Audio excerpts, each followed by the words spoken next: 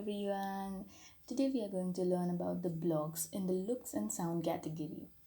The say hello block will make your sprite say hello on the screen for 2 seconds. If you want your sprite to say hello forever, then you can use the block below without the seconds attribute.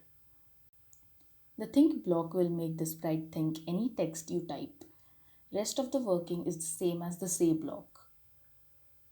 There are some costumes given for the sprite, that is, the positions of how the sprite stands, moves, etc.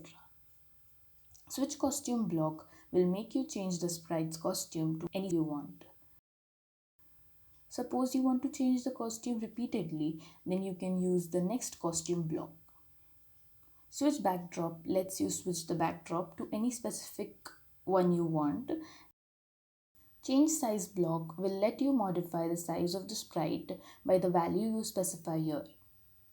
We can set the sprite size to a specific size using the set size block. Changing the color of the sprite is also possible. You can do this by using the change color effect by 25 block. For setting a specific color, use the set color block. To clear all the graphics effect, you can use the clear graphic effect block. The show and hide blocks will make your sprite visible and invisible respectively. We will look into these blocks when we study about the layers. So let's skip this for now.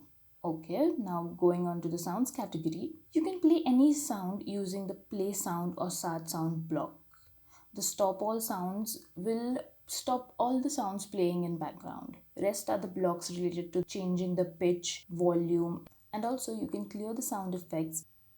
I hope you all got the concepts. See you all in the next video.